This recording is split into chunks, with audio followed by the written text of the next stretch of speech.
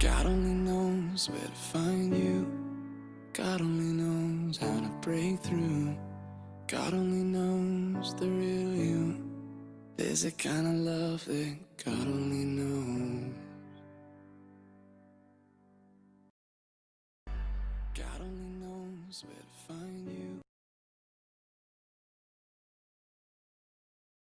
The VIP, here we go. Hey, good morning, everybody. Get the screen off. My question for you today is, are they suffering enough for you to help them? When you have a conversation with people, there's a desire in us, there's a want in us, there's a thing that society has created in us, this need to support with our isolation and insulation and all of the things that have happened over the past few years. There's been a shift in our modality, in the way that we operate. There's this part of us that says, if I'm doing well, I need to be able to help those who aren't doing well. That's just normal human nature. The reality is that we see an awful lot of people, an awful lot of things in our life that say there's a lot of people who aren't doing well.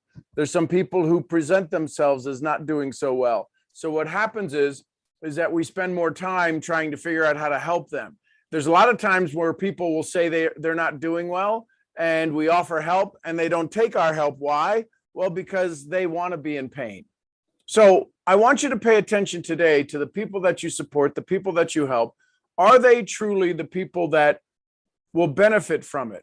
The challenge is that, in network marketing, in this powerful profession of MLM, me loving more, mentors leading mentors, the question I have for so many people is, why is it that everybody seems to sponsor down?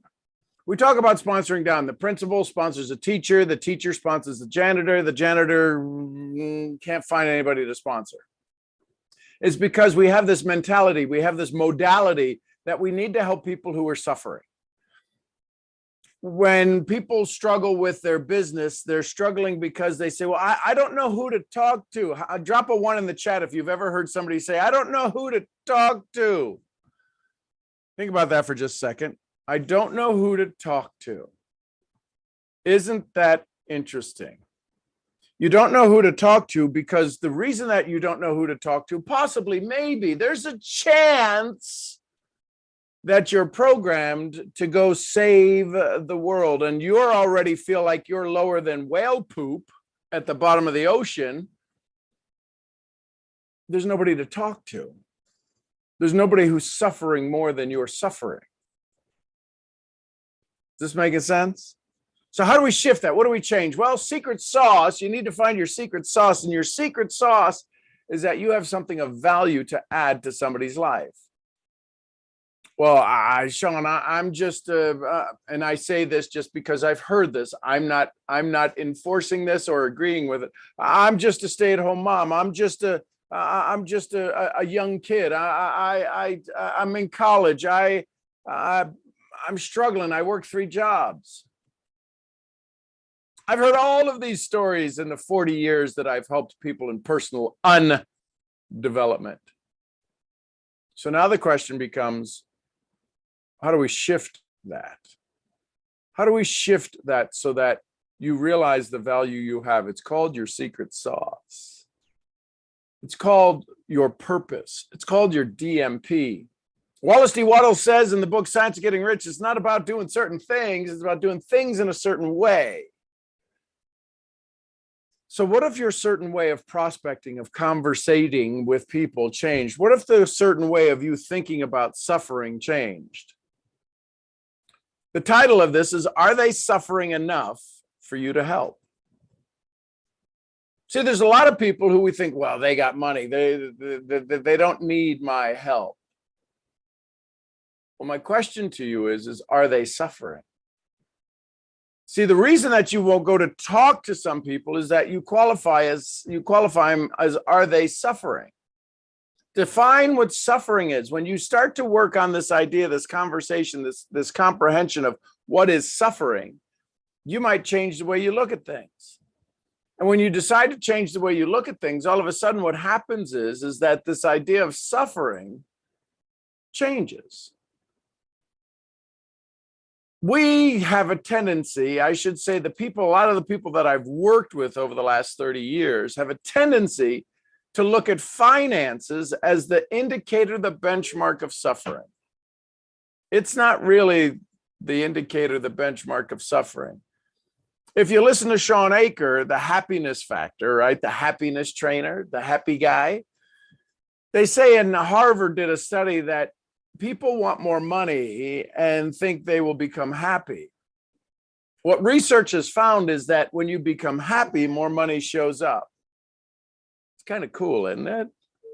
So my question to you is that if you define suffering as peace, as joy, is it possible? Is there a chance that some of the people you're about to bump into on the sidewalk, on the street, on social media, in a variety of places, wouldn't it be possible to say that there's a lot more people suffering now when you change the definition versus lack of finances?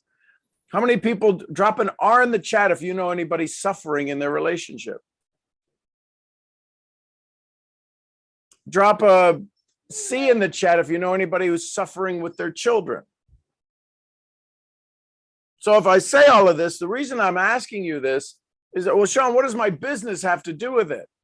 What is my business? I'm building a business, Shawn. What does my business have to do with other people's suffering? I'm just here to create them some money. I'm here for them to use my products to get well. Here's the challenge. There's some companies out there that their product is so specifically designed to help in a particular niche of wellness that everybody thinks they got to learn how to wear a white coat and teach people about the science of the cellular mechanics of what their product does in the body. Right? They're called missionary doctors. They're on a mission to go save sick people. Some of you are on a mission to go save broke people. Listen, broke people don't have a good mindset. Yeah, but I want to save them. Okay, well, then that's your position. You'll be broke, you'll be poor, and you'll be struggling your entire life because you surround yourself with broke people. And you know what happens when you surround yourself with people of a certain disease? You wind up becoming sick as well. So what do you do to change this? Find your secret sauce, develop your DMP. Find your secret sauce, develop your DMP, your definite major purpose. Your definite major purpose isn't to save people. It's to save yourself. Well, Shawn, that's just, I mean, I want to help other people. I mean, I'm okay. I'll get better. I'll wind up, you know, but if I save enough other people, no. What Zig Ziglar said is if you help enough other people get what they want, that's a key word, what they want. Say it with me. What they want, you'll get everything that you want. See, you're trying to help people who want to get things, but they don't want it. They don't want it, right? You got to be ready, willing, and able.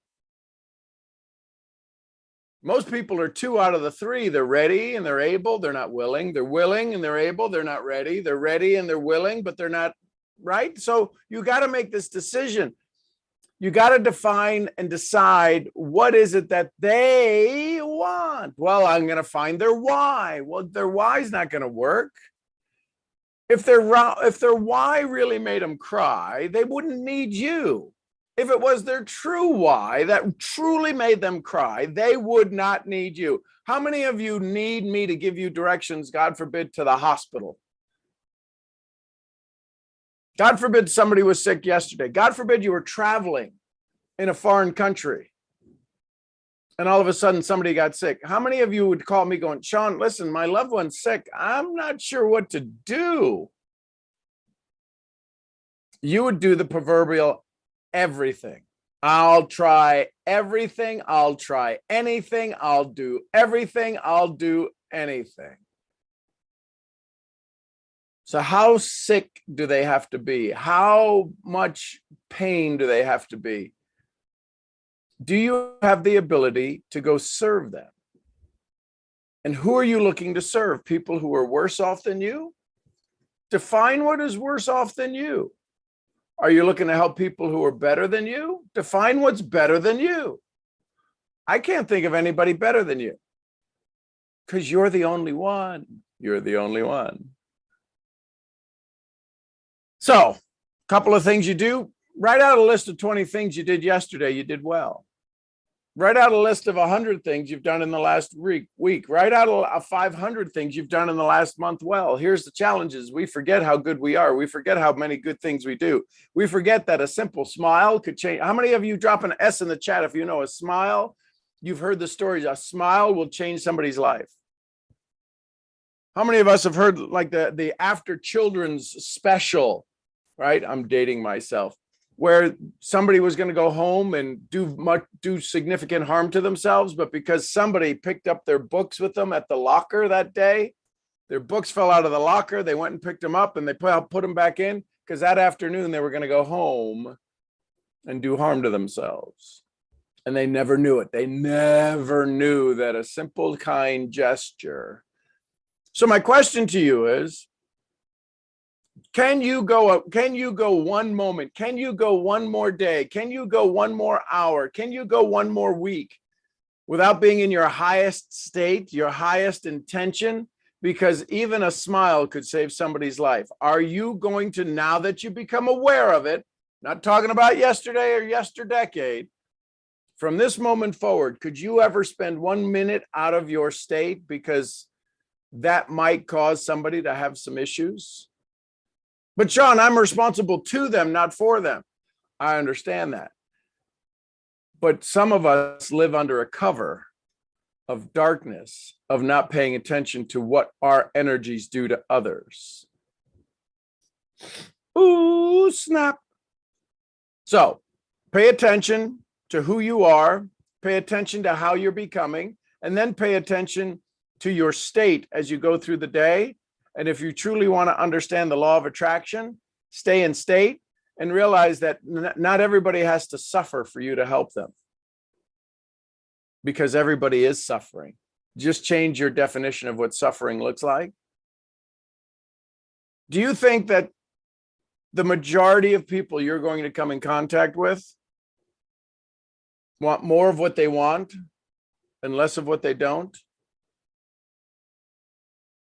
If you think that people are going to, is there a chance that the people you're about to engage with, the checkout clerk, the gas station attendant, the CEO, the bank teller, is there a chance that they want more of what they want? Drop an M in the chat, and less of what they don't. If you're going to bump into people who want more of what they want, isn't it then a possibility, a responsibility, your ability to respond, for you to be able to engage with somebody at an energetic level to understand that they want more? Would your language change if all of a sudden you had a conversation with people saying, hey, listen, tell me what more looks like to you?